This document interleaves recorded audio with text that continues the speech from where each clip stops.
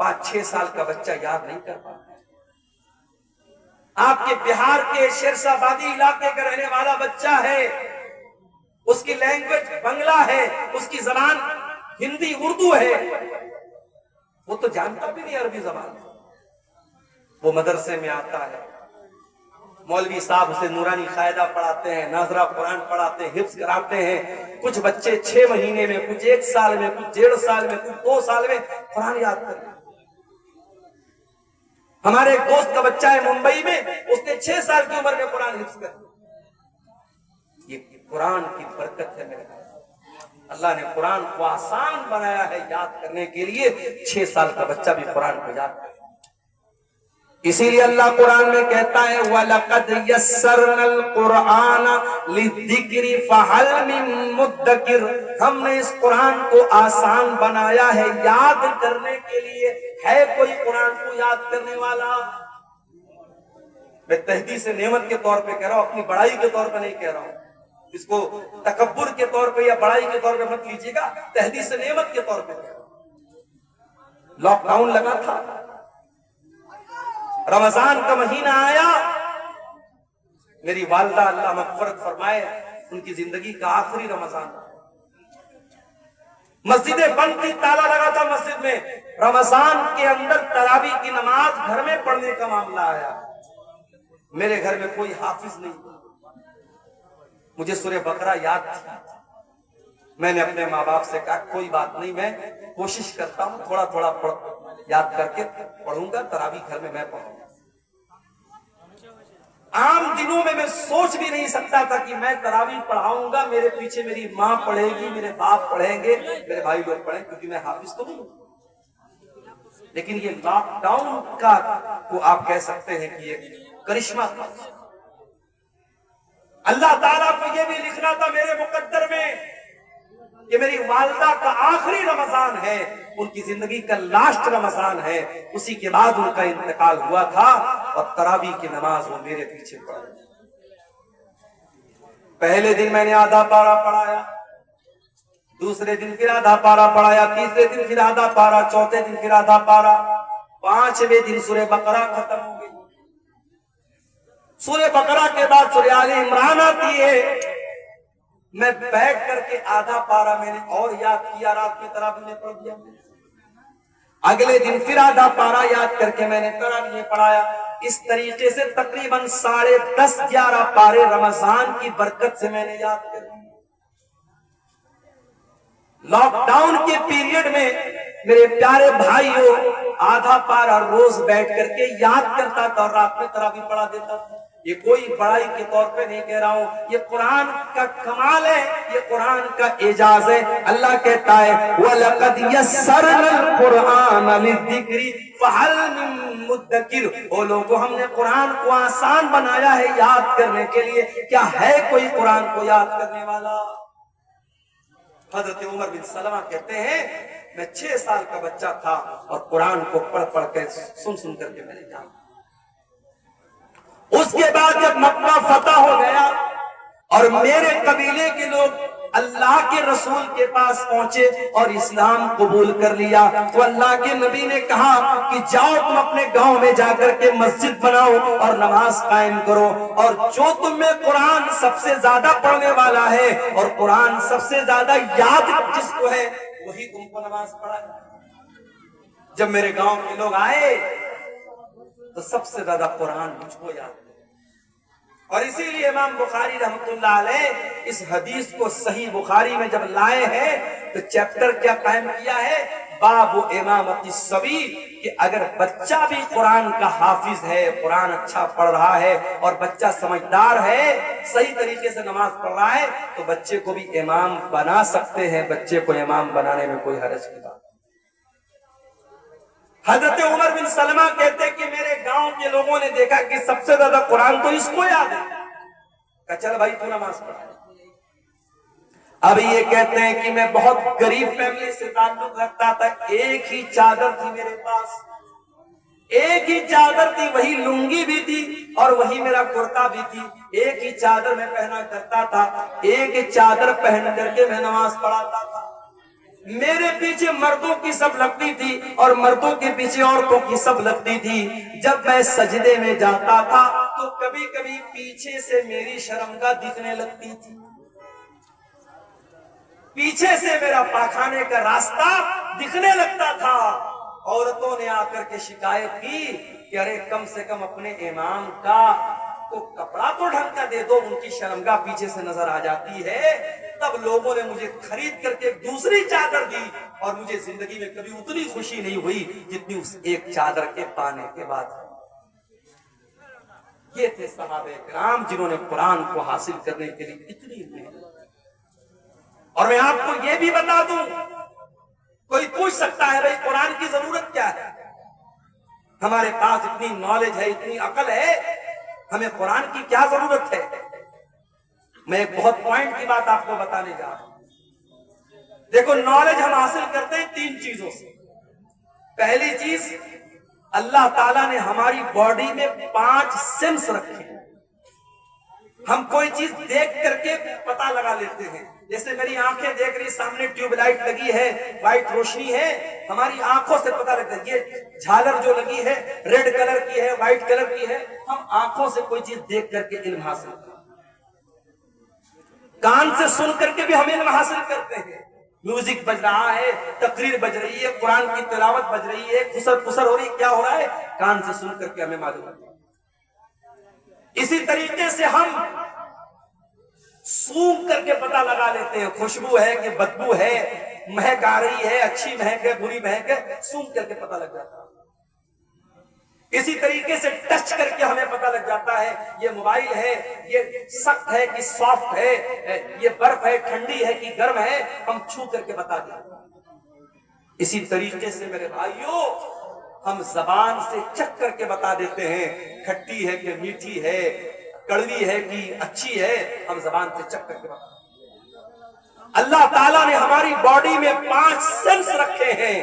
ہم دیکھ کر کے, سن کر کے, چکھ کر کے, ٹچ کر کے ہم پتہ لگا سکتے کہ کون سی چیز ہے. مگر کبھی کبھی ہمارے یہ 5 جو سینس ہیں یہ کبھی کبھی دھوکہ کھا جاتا ہے. مثال کے طور پر آپ ٹرین میں بیٹھے ہوئے ہیں, ٹرین کی کھڑکی کے پاس آپ بیٹھے ہوئے, آپ کی آنکھوں کو ایسا لگ رہا ہے کہ ٹرین کے باہر جتنے پیڑ پودے ہیں, جتنے گھر اور مکانات ہیں, سب چل رہے ہیں, سب موو کر رہے ہیں, حرکت کر رہے ہیں. آنکھوں کو لگ رہا ہے ایسا, مگر ریئل میں ایسا نہیں ہے. ریئل میں کیا ٹرین چل رہی ہے, کوئی پیڑ نہیں چل رہا ہے, کوئی مکان نہیں چل رہا ہے, مگر آنکھوں کو ایسا لگ رہا ہے کہ مکان چل رہا ہے, پیڑ چل رہا ہے. تو آنکھیں دھوکہ کھاتی ہیں. آپ کو بخار ہے, فیور ہو گیا آپ کو, میں آپ کے پاس میٹھی چائے لے کے آیا, آپ نے پیا, کہا ارے یار عبد الغفار صاحب آپ نے بڑی پھیکی چائے پی. چائے تو میٹھی ہے مگر آپ کی زبان دھوکہ کھا گئی. کیوں؟ آپ کو فیور ہے, بخار ہے. پتا یہ چلا کہ یہ 5 سینس جو ہماری باڈی میں ہے یہ کبھی کبھی دھوکہ کھا جاتے ہیں. اور جب یہ دھوکہ کھاتے ہیں تو کون سی چیز ہمیں بتاتی ہے کہ صحیح کیا ہے, غلط کیا ہے؟ ہماری عقل بتاتا, ہمارا برین بتاتا, ہمارا مائنڈ بتاتا. مگر مائنڈ بھی کبھی کبھی دھوکہ کھا جاتا ہے. مثال کے طور پر آپ شادی کرتے ہیں, آپ کی ماں آپ کے لیے رشتہ دیکھنے جاتی ہے. عقل کہتی ہے کہ ارے رشتہ دیکھنے کے لیے باہر جانے کی کیا ضرورت ہے, اس کی بہن موجود ہے نا, اس کی بہن اسی گھر میں رہتی ہے, اس گھر کے سارے طور طریقے جانتی ہے, بہن سے شادی کو نہیں کرا دیتے. عقل کہتی ہے اگر شادی ہی کرنا ہے تو باہر کیوں رشتہ دیکھ رہے ہو, گھر کے اندر کیوں نہیں کر لیتے. مگر یہاں عقل کی نہیں چلے گی, یہاں چلے گی اللہ کی وحی کیا کہتی ہے, اللہ کی شریعت کیا کہتی ہے, اللہ کا قرآن کیا کہتا ہے. اور اللہ کا قرآن کہتا ہے کہ بہن اور بیٹی سے شادی نہیں. تو پتہ یہ چلا کہ جہاں 5 سینس کام کرنا بند کر دے وہاں عقل کام کرتی ہے, اور جہاں عقل کام کرنا بند کر دے وہاں اللہ کی وحی کام کرتی ہے, اللہ کی شریعت کام کرتی ہے. اور اللہ کی شریعت 2 چیزوں کا نام ہے, ایک کا نام قرآن ہے اور ایک کا نام سنت ہے. انہی دونوں چیزوں کا نام شریعت ہے, انہی دونوں چیزوں کا نام اسلام. اسی لیے اللہ کے نبی فرماتے ہیں انی قد ترکت فیکم شیئین، میں دو چیزیں تمہارے بیچ میں چھوڑ کے جا رہا ہوں، لن تدلوا بعدہما، ان دو چیزوں کو جب تک تم تھامے رہو گے کبھی گمراہ نہیں ہو سکتے، کتاب اللہ و سنت، ایک اللہ کی کتاب اور ایک میری سنت ہے، قرآن اور حدیث، انہی دونوں چیزوں کو جب تک پکڑے رہو گے تھامے رہو گے کبھی گمراہ نہیں ہو سکتے۔ تو قرآن میرے پیارے ساتھیو اللہ کی آخری اور یہ واحد کتاب ہے جس کی حفاظت کی گارنٹی اللہ تعالیٰ نے خود دی۔ تورات کی حفاظت کی گارنٹی ان کے علماء کو دی گئی، زبور کی حفاظت کی گارنٹی ان کے علماء کو دی گئی، انجیل کی حفاظت کی گارنٹی ان کے علماء کو دی گئی، مگر جب قرآن اللہ نے نازل کیا تو اعلان کر دیا اِنَّا نَحْنُ نَزَّلْنَا الذِّكْرَ وَإِنَّا لَهُ لَحَافِظُونَ، وہ لوگوں اس قرآن کو ہم نے اتارا ہے اور اس قرآن کی حفاظت کرنے والے بھی ہم ہیں۔ قرآن کی حفاظت اللہ کرتے ہیں۔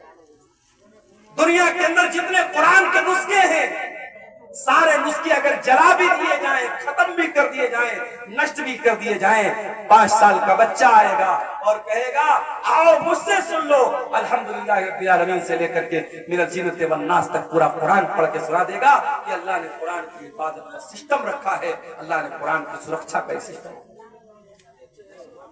اور یہ بھی یاد رکھو میرے بھائیو، قرآن شفا بھی ہے۔ ہم نے یہ سمجھا قرآن ہمارے بخار اور زکام کی دوا ہے، بچے کو نظر لگ گئی قرآن پڑھ کے دم کر دیا، کوئی بیمار ہو گیا قرآن پڑھ کے دم کر دیا۔ ہم نے قرآن کو جسم کی بیماریوں کے لیے شفا بنا کے رکھا ہے، یقیناً قرآن فزیکل بیماریوں کے لیے بھی شفا ہے، مگر اس سے بڑھ کر کے قرآن روح کی بیماری کے لیے شفا ہے، قرآن اسپریچول بیماری کے لیے شفا ہے۔ روح کے اندر جو برائیاں ہیں، روح کے اندر جو بیماریاں ہیں، جیسے آپ کے روح کے اندر ایک بیماری ہوتی ہے جس کو لالچ کی بیماری کہتے ہیں، ایک بیماری ہوتی ہے جس کو حسد کی بیماری کہتے ہیں، ایک بیماری ہوتی ہے مال کی محبت، ایک بیماری ہوتی ہے دنیا کی محبت۔ قرآن ان تمام بیماریوں سے آپ کے دل کو شفا دیتا ہے۔ اللہ قرآن میں کہتا ہے یا ایھا الناس قد جاءتکم موعظۃ من ربکم وشفاء لما فی الصدور، او لوگو یہ قرآن تو بہت بڑی نصیحت ہے اور قرآن تمہارے دل کی بیماریوں کے لیے شفا ہے، برکت والی کتاب ہے۔ دنیا کی کوئی اور کتاب پڑھو گے آپ کو ثواب نہیں ملے گا، قرآن پڑھو گے ثواب ملے گا۔ کتنا ثواب ملے گا؟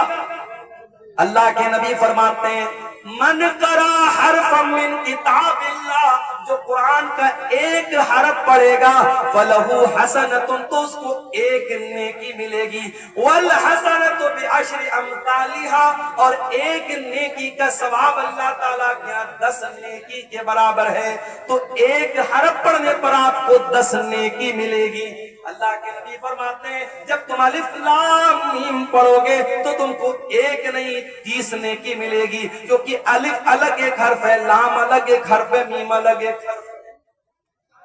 سوال پیدا ہوا ہے اللہ، میں شیرسا بادی ہوں، میں بنگلہ بھاشی ہوں، میں قرآن جب پڑھتا ہوں تو میری زبان نہیں چلتی ہے، میں قرآن اٹک اٹک کر کے پڑھتا ہوں، میں قرآن کو فلوئنٹلی نہیں پڑھ پاتا ہوں، میں رفتار کے ساتھ قرآن نہیں پڑھ پاتا ہوں، اے اللہ میری زبان لڑکھڑاتی ہے قرآن پڑھنے کے ٹائم، تو کیا مجھے قرآن پڑھنے کا ثواب ملے گا کہ نہیں ملے گا؟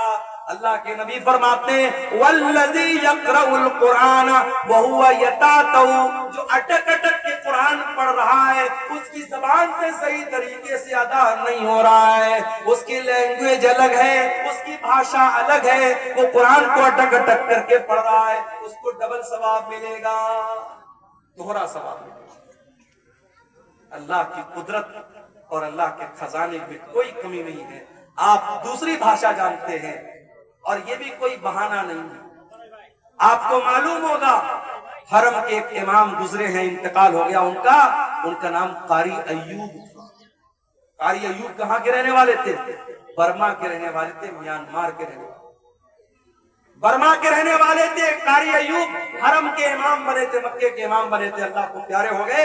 جاؤ ذرا یوٹیوب پر سرچ کر لینا، قاری ایوب کی تلاوت اتنی بہترین ہوتی تھی، اتنی پیاری ہوتی تھی کہ جب وہ تلاوت کرتے تھے تو روح پر ایک عجیب سا وجد طاری ہو جاتا تھا اور بڑا اچھا لگتا تھا۔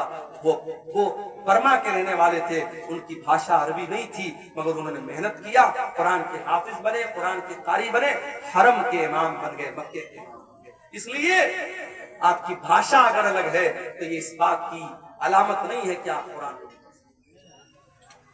اور آگے بڑھیے، جو بچہ قرآن کا عالم ہے، قرآن کا حافظ ہے، قرآن کا قاری ہے، کل اللہ تعالیٰ اگر وہ قرآن کا صحیح طریقے سے اس نے قرآن کو پڑھا ہوگا، کل اللہ تعالیٰ جنت میں اس کو داخل کرے گا اور اس سے کہا جائے گا اقرا ورتقی، اقرا ورتقی کما کنت ترتل فی الدنیا۔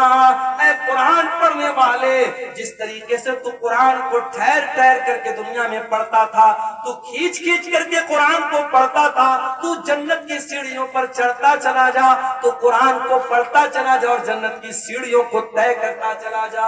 وہ لوگوں، ہم کتنے بڑے بد نصیب ہیں، قرآن پڑھ کر کے ہم جنت کی سیڑھی پر چڑھ سکتے ہیں، اللہ ہم کو جنت میں جانے کا راستہ بتا رہا ہے، مگر ہم جنت کی سیڑھی میں چڑھنے کو تیار نہیں ہیں۔ ہم سے بڑا بد نصیب کون ہوگا؟ اخبار پڑھنے کے لیے ٹائم ہے، چائے کے ہوٹلوں میں بیٹھ کر دو دو گھنٹے بیٹھ کر کے پالیٹکس پر اور نتیش کمار اور تیجسوی اور مودی اور یوگی پر بات کرنے کے لیے ہمارے پاس ٹائم نہیں ہے، تو قرآن پڑھنے کے لیے ٹائم نہیں ہے۔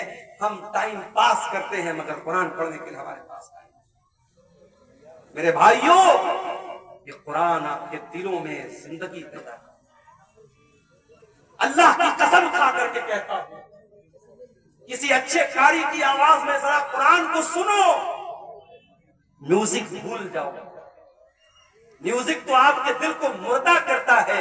میوزک کے بارے میں بعض علماء نے لکھا ہے کہ میوزک جو ہوتا ہے یہ زنا کا دروازہ کھول دیتا ہے۔ میوزک جو ہوتا ہے نا، وہ آپ کی شہوت کو بھڑکاتا ہے، آپ کی اچھاؤں کو جاگرت کرتا ہے، آپ کی جو ڈیزائرز ہیں اس کو وہ بھڑکاتا ہے، لیکن قرآن آپ کے اندر اللہ کا ڈر کرتا ہے۔ اسی لیے اللہ کے نبی قرآن کو پڑھتے بھی تھے اور سنتے بھی تھے۔ ایک مرتبہ آپ نے عبداللہ بن مسعود سے کہا، اے عبداللہ تم مجھے قرآن پڑھ کے سناؤ۔ اچھا، میں اسٹیج پر آتا ہوں نا تو کچھ بچے جو ہے وہ سیلفی لینے چلے آتے ہیں، مولانا صاحب ایک سیلفی لینا چاہتے ہیں، تو مجھے بات یاد آئی۔ اب سیلفی بھی لیتے ہیں تو ماشاءاللہ وہ آج کل فلٹر چلتا ہے نا، فلٹر اسنیپ چیٹ کا بڑا فلٹر چلتا ہے، ہمارے نوجوان لڑکے لگا لیتے ہیں۔ ایک لڑکا میرے ساتھ سیلفی لے رہا تھا، کوئی فلٹر اس نے یوز کیا، ایسا لگ رہا تھا ہونٹوں پہ لپسٹک ہے۔ میں نے کہا بھائی پہلے ہٹا اس کو، عجیب و غریب شکل آنے لگتی ہے۔ ایک صاحب نے میرا فوٹو مجھے کو بھیجا، بڑی بڑی داڑھی رکھی تھی، کہا مولانا آپ کے اوپر بڑی بڑی داڑھی بہت اچھی لگے گی۔ میں نے کہا میرا یہ فوٹو آپ کو کہاں سے ملا؟ بولے میں نے ایڈٹ کیا ہے فلٹر۔ فلٹر کر کے آج کل بہت کچھ ہوتا ہے۔ میں آپ سے کہتا ہوں کہ فوٹو کو فلٹر مت کرو، اپنے آپ کو فلٹر کرو۔ انسان دبلا ہوتا ہے، جم جاتا ہے کہ میری باڈی صحیح ہے، لیکن اگر آپ کے اندر ایمان کی طاقت ہے تو آپ دبلے پتلے بھی ہیں تب بھی اللہ کے پیارے ہو سکتے۔ ضروری نہیں ہے کہ آپ باڈی بلڈر بنے تبھی اللہ کے پیارے بنیں گے۔ ہاں، گٹکھا کھا کر کے اپنے آپ کو دبلا مت کرو۔ جتنے گٹکھا کھانے والے لڑکے نا، حضرت موسیٰ علیہ السلام کا واقعہ یاد ہے کہ نہیں؟ موسیٰ علیہ السلام نے ایک آدمی کو ایسا مکہ مارا، ایک مکہ مارا وہ مر گیا۔ موسیٰ علیہ السلام کے مکے میں اتنی طاقت تھی، ایک مکہ مارا مر گیا ہوا۔ اور آج کل ہمارا نوجوان گٹکھا کھا کھا کر کے اتنا کمزور ہو چکا ہے کہ وہ کسی کو مکہ مارے گا تو خود ہی گر جائے۔ تو گٹکھا کھا کر کے اپنے آپ کو برباد نہ کرو۔ بعض لوگ کہتے ہیں صاحب گٹکا حرام نہیں ہے، تمباکو حرام نہیں ہے، بیڑی حرام نہیں ہے۔ کیوں حرام نہیں ہے؟ کہتے مکروہ ہے۔ تمباکو اور بیڑی اور سگریٹ اور گٹکھا کو جو لوگ مکروہ کہتے ہیں وہ دین کا مذاق اڑاتے ہیں، کیونکہ گٹکھا، تمباکو، بیڑی، سگریٹ ہے نہیں، तमाम चीजें आपके शरीर को बर्बाद कर रही हैं, और जो चीजें आपके शरीर को बर्बाद करे वो हराम है, वो मकरूह नहीं है। मकरूह किसको बोलते हैं? एक सवाल भी मेरे पास, मेरी जेब में पर्ची रखी हुई है। एक साहब ने सवाल किया, मौलवी साहब जरा इस मसले को बयान कर दीजिएगा कि एक आदमी जंगिया पहनकर और गमछा रख करके साल की साल नमाज पढ़ाता है और मसला बयान करता है कि नमाज हो जाएगी। देखो, नमाज हो जाएगी एक अलग मसला है, और नमाज उसी हालत में पढ़नी चाहिए अलग मसला है। नमाज आप जब पढ़े तो बेहतरीन लिबास में पढ़े, जो लिबास आप इज्जतदार का जो लिबास है, जो आप कहीं जाते हैं जो लिबास पहन के जाते हैं, वो लिबास आप पहन करके नमाज। किसी के यहाँ शादी में जाना हो, आप जंगिया पहन के और गमछा रख करके जाएंगे क्या? नहीं जाएंगे। प्रधान जी अपने घर पे आपको बुलाएंगे, आप बेहतरीन सफेद कुर्ता पायजामा पहनकर, खुशबू लगाकर, तेल लगा करके सच संवर के जाएंगे क्या? आप जंगिया पहनकर और गमछा रख करके नमाज पढ़ने जा रहे हो, अल्लाह की इबादत करने जा रहे हो, और गमछा रख करके और जंगिया पहन करके नमाज पढ़ रहे हो, ये मुनासिब नहीं है। मकरूह उस अमल को कहते हैं जो मुस्तहब के खिलाफ हो। मिसाल के तौर पर मस्जिद में आप जाते हैं, मुस्तहब यह है कि पहले दाहिना पैर अंदर डालें और फिर बायां पैर अंदर डालें, और मकरूह यह है कि आप पहले बायां डालें और बाद में। ये मकरूह है। जो चीज हराम है, सिगरेट, बीड़ी, तंबाकू, ये सब चीजें हराम है, ये मकरूह नहीं है। अब्दुल्ला बिन मसूद रजी अल्लाह ताला अन्हु बहुत दुबले पतले थे। एक बार वो पेड़ पे चढ़ करके मिसवाक तोड़ रहे थे। इतने दुबले पतले थे कि उनकी पतली पतली टांगे हवा में लहरा रही थी, और सहाबे किराम देख करके हंस रहे थे कि देखो अब्दुल्ला की टांगे कितनी पतली पतली हैं। अल्लाह के नबी ने पूछा, क्यों हंस रहे हो? कहा, अल्लाह के नबी जरा देखिए अब्दुल्ला की टांगे कितनी पतली। आपने फरमाया कि तुम अब्दुल्ला की टांगों को पतला समझ करके मजाक उड़ा रहे हो। लहुमा अस्कलानी अलल मीज़ान मिन उहुद, अल्लाह की कसम, अब्दुल्ला की ये पतली पतली टांग कयामत के दिन तराजू के ऊपर उहुद पहाड़ से ज्यादा वजनदार होंगी। अल्लाह के आपका कैरेक्टर तौला जाएगा, आपका ईमान तौला जाएगा, आपका अमल तौला जाएगा। अगर आप फिजिकली कमजोर भी हैं मेरे भाइयों, अल्लाह के अब्दुल्ला बिन मसूद बहुत दुबले पतले मगर आवाज बहुत अच्छी थी।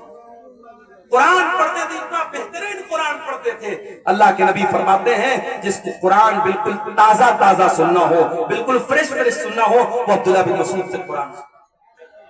अल्लाह के नबी फरमाते हैं, अब्दुल्ला इकरा अलैयल कुरान, मुझे कुरान पढ़ करके सुनाओ। बुखारी की रिवायत है।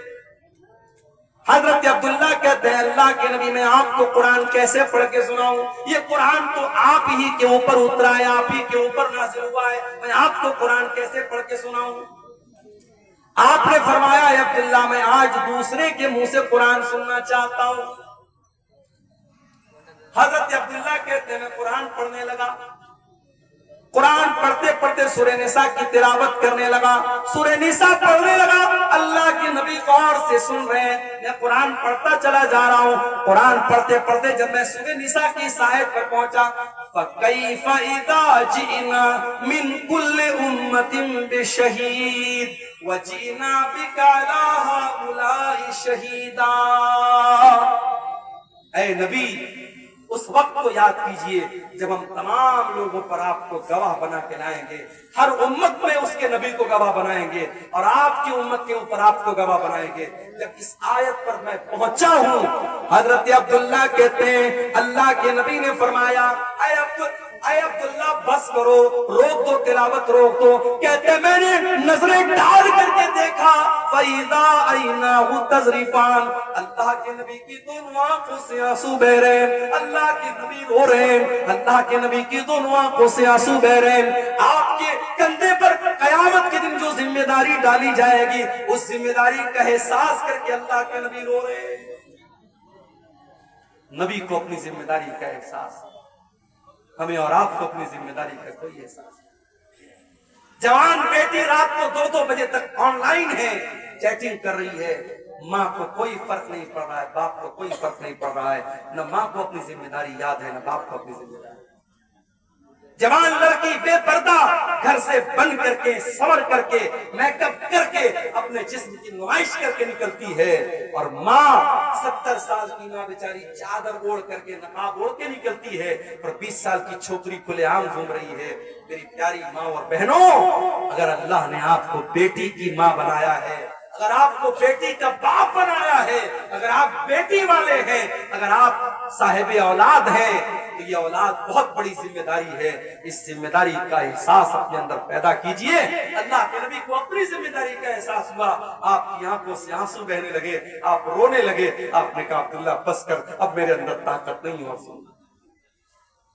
सहाबे किराम तो कुरान सुनते थे रोने लगते थे, कुरान पढ़ते थे तो रोने लगते थे। हजरत आयशा को देखो, हजरत आयशा चाश्त की नमाज पढ़ रही है। ये चाश्त की नमाज कौन सी नमाज होती है जानते हैं? कोई जानता है? इस सामने की पब्लिक में कोई जानता हो? जरा हाथ उठा के बताए, चाश्त की नमाज किसको बोलते हैं? सुबह पढ़ा जाता है? कब पढ़ते हैं चाश्त की नमाज?